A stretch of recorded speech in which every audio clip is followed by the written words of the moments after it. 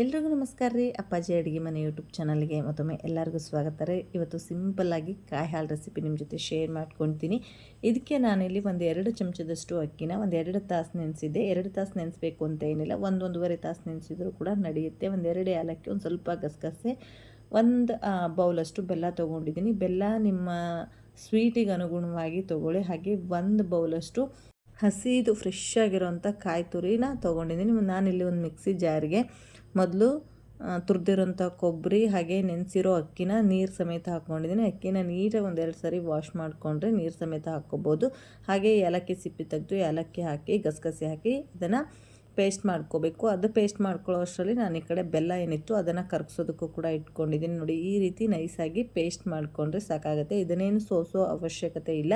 ಬೆಲ್ಲನೂ ಮಾತ್ರ ಕರಗಿಸಿ ನಾನು ಇಲ್ಲಿ ಸೋದಿಸ್ಕೊತಾ ಇದ್ದೀನಿ. ಕಾರಣ ಇಷ್ಟೇ, ಅದರಲ್ಲಿ ಕಲ್ಲು ಕಸ ಅದೇನಾದ್ರು ಇದ್ದರೆ ಹೋಗುತ್ತೆ ಅಂತ ಹೇಳಿ.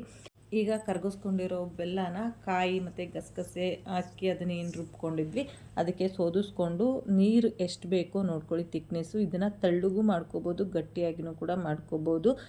ಇದಕ್ಕೆ ಸ್ವಲ್ಪ ನೀರನ್ನ ಹಾಕಿ ಹಾಗೆ 1 ಪಿಂಚಷ್ಟು ಇದಕ್ಕೆ ಸಾಲ್ಟ್ ಕೂಡ ಹಾಕ್ತೀನಿ. ಯಾಕೆ ಅಂತಂದರೆ ಯಾವುದೇ ಸ್ವೀಟ್ ಮಾಡಲಿ ಉಪ್ಪು ಒಂದು ಚಿಟಿಕೆ ಹಾಕಿದರೆ ಸ್ವೀಟ್ ಒಳ್ಳೆ ಬ್ಯಾಲೆನ್ಸ್ ಕೊಡುತ್ತೆ. ಹಾಗಾಗಿ ಇವಾಗ ಇದನ್ನು ಗ್ಯಾಸ್ ಮೇಲೆ ಇಟ್ಬಿಟ್ಟು ಇದನ್ನು ಮಿಕ್ಸ್ ಮಾಡ್ತಾನೆ ಇರಬೇಕು. ಯಾಕೆಂದರೆ ಇದಕ್ಕೆ ಅಕ್ಕಿ ಹಾಕಿರೋದ್ರಿಂದ ತಳ ಹಿಡಿಯೋ ಚಾನ್ಸಸ್ ಇರುತ್ತೆ. ಸೊ ಹಾಗಾಗಿ ಹಾಗೆ ಸ್ನೇಹಿತರೆ, ಇದು ರೊಟ್ಟಿ, ದೋಸೆ, ಚಪಾತಿ, ಪೂರಿ ಎಲ್ಲದಕ್ಕೂ ಬೆಸ್ಟ್ ಕಾಂಬಿನೇಷನ್ ಅಂತಲೇ ಹೇಳ್ಬೋದು.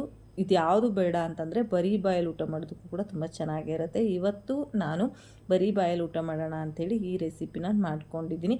ಯಾಕೋ ತುಂಬ ತಿನ್ನಬೇಕು ಅನ್ನಿಸ್ತಾ ಇತ್ತು. ಸೊ ತುಂಬಾ ನೆನಪಾಗ್ತಿತ್ತು ಅಂತ ಹೇಳಿ ಈ ರೆಸಿಪಿ ನಿಮ್ಗೆ ಇಷ್ಟ ಆದರೆ ಲೈಕ್ ಮಾಡದೇ ಇದ್ರೂ ಪರವಾಗಿಲ್ಲ, ಒಂದು ಸಾರಿ ಟ್ರೈ ಮಾಡಿ. Thank you.